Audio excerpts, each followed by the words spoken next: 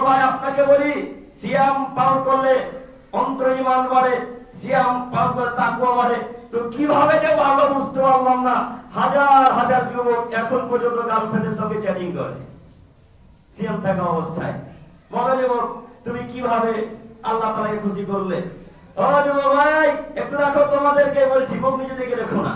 তুমি সিয়ামও আছো, আমার গার্লফ্রেন্ডের সঙ্গে চ্যাটিংও করছো। তুমি সিয়ামও আছো, আমার মেসেঞ্জারে মেসেজও করছো। তুমি সিয়ামও আছো, আমার হোয়াটসঅ্যাপে মেসেজও করছো। তোমার মতো কাপুরুষ অযোগ্য 3 নম্বর শ্রেণীর ছাত্র যুবককে তোমাকে যদি আজকে মধ্যনগরের রামনগরের গোরস্থানে পুতলা দিতে পারে হাদিস কোরআন দিয়ে, তো জাতির সামনে কথা বলবো না। বলো তুমি কিভাবে সিয়াম থাকলে? তুমি সিয়াম পালন করোনি, তুমি আল্লাহর সাথে ধোঁকাবাজি করেছো। তুমি কিভাবে সিয়াম থাকা অবস্থায় গার্লফ্রেন্ডের সঙ্গে চ্যাটিং করতে পারো? সিয়াম থাকা অবস্থায় কিভাবে গার্লফ্রেন্ডের সঙ্গে কথা বলতে পারো? তুমি কাপুরুষ যুবক, তোমার বিদ্যা নেই। তুমি অশিক্ষিত যুবক, তোমার বিদ্যা মাটির তলে পুঁতে গেছে, তোমার বিদ্যার মূল্য নেই। মনে রাখা ভালো হবে, আল্লাহ নবী বললেন, লা ইয়াসরি জানি হিনা ইয়াসরি ওয়া মুমিন। যখন কোন মানুষ জেনা করে তখন তার অন্তরে ঈমান কাজ করে না। যখন কোন মানুষ জেনা বিচার করে তখন তার অন্তরে ঈমান থাকে না। বলো যুবক, তুমি সিয়াম থাকা অবস্থায় দুপুরবেলা, আসরের সময়, মাগরিবের পর, এশার পর, ফজরের পর 3 রাত তোমার গার্লফ্রেন্ডের সঙ্গে চ্যাটিং করছো। বলো যুবক, তখনও তোমার ঈমান আছে? হ্যাঁ, তখনও তোমার ঈমান আছে? তখনও তুমি বলছো আমি তাহাজ্জুদ পড়ি? তখনও বলছো যে আমি পরেজগার মানুষ? অসম্ভব পক্ষ নয়।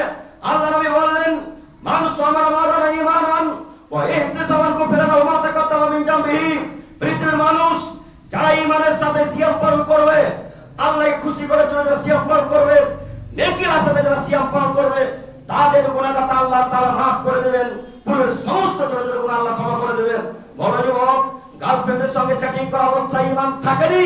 যখন তুমি কথা বলেছো তখন তোমার অন্তরে ঈমান নেই। যখন তুমি জেনা করে তখন তোমার অন্তরে ঈমান নেই।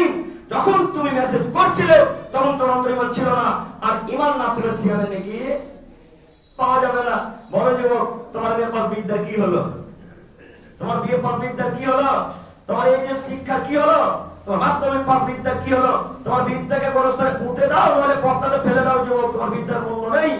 যে বিদ্যা জেনা থেকে বাঁচতে পারে না, যে বিদ্যা সিয়াম থাকা অবস্থায় চ্যাটিং করতে দূরে থাকতে পারে না, যে বিদ্যা পিতা মাতার সাথে খারাপ আচরণ করতে বিরত থাকতে পারে না, ওই বিদ্যাকে মাটির উপরে না রেখে মাটির তলে পুঁতে দিয়ে আল্লাহর কাছে আবার বিদ্যা অর্জন করার চেষ্টা করো। ভিক্ষা চাও আল্লাহর কাছে।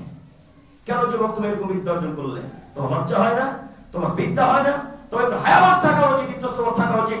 এই রমজান মাস বহু মানুষকে আল্লাহ তাআলা রমজান মাসে জাহান্নাম থেকে মুক্তি করে দেয়। হাজার হাজার কোটি কোটি মানুষকে আল্লাহ তাআলা এই রমজান মাসে জাহান্নাম থেকে মুক্তি করে দেয়। তুমি যুবক পারলে না কেন? তুমি আল্লাহর সেই সৎ বান্দা হতে পারলে না? আমার কেন এখন পর্যন্ত চ্যাটিং করছো? যুবক, তোমাদেরকে বলছি, এখন পর্যন্ত চ্যাটিং করো। তুমি আমি তোমাকে ভালোভাবে চিনি। আজকের পর থেকে আর এই চ্যাটিং প্রেমের গল্প চলবে না ইনশাআল্লাহ। ইনশাআল্লাহ এরপর হবে নাকি? আর হবে ইনশাআল্লাহ। যুবক ভাই, তোমাদের দৃষ্টি আকর্ষণ করছি, তোমরাই আমার বেশি ভাই, তোমরাই আমার বেশি ফলোয়ার্স। তোমাদেরকে বলি, নীতি পরিবর্তন করো, নাহলে কিয়ামত মানে ঠিক